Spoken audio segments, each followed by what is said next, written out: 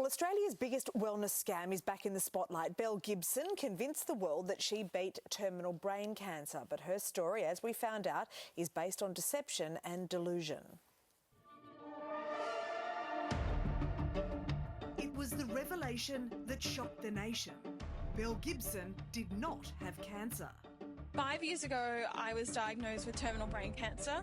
I'm really honest about my journey with my health. The cancer con convinced millions of online followers she beat cancer through a healthy diet and exercise. For a person living with brain cancer, might I add, you look incredibly healthy. Launching one of Apple's most successful apps, she was one of the most popular wellness influencers in the world until her facade came crashing down. Are you sorry for lying to so many people about having cancer? Journalists began digging and found her charity donations to be illegitimate and her diagnosis a sham. Now Belle Gibson's story is a Netflix hit, telling a true-ish story based on lies. You do look incredibly well. Yeah, started watching it last night. For more, we are joined by the host of Once Upon a Crime podcast, Esther Ludlow. Good to talk to you, Esther. Look, you've done lots of different episodes on lots of different crimes, and yet it is the Belle Gibson one that remains one of your most popular. What do you think is so compelling about this story? You know, I think it was one of the first influencers that was found out to be a fraud or to be lying or embellishing. And of course, we've seen some high-profile cases about social media influencers since then, like the Fire Festival, Ruby Frank case. But social media influencers at that time in 2015, when she was caught out, were a pretty new phenomenon. And not only that, but her claims were so brazen. I mean, claiming to have brain cancer when she didn't, and then making a profit by selling programs and an app and, a book. And then not only that, but afterwards saying she was healed and then coming back and saying, oh, she had another, she got sick again. And then she continued to garner that sympathy and support by continuing these outrageous claims that were all false. Yep, a professional grifter. Look, Belle was found guilty and fined more than $500,000, but reports suggest she's still yet to actually pay that. What do we know about Belle now? Where is she?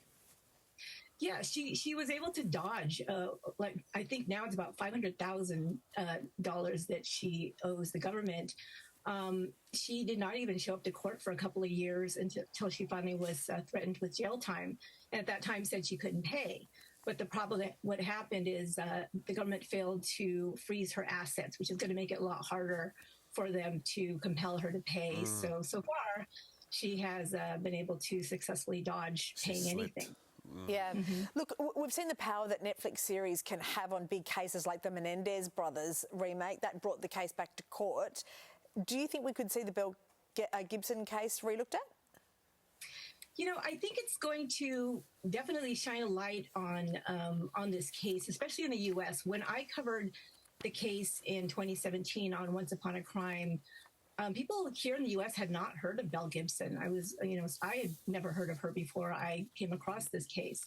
So I think it's going to be, there's definitely going to be more light shown in it. As far as the effect it'll have on the case to get her to pay or any kind of restitution, I don't know. But I think it's definitely a warning for people, especially now that social media influencers are so popular, to really do the research and, not just go by what they see, the bright, shiny things that the influencers show you, but make sure that what you're buying, whether that's them or their products, is real.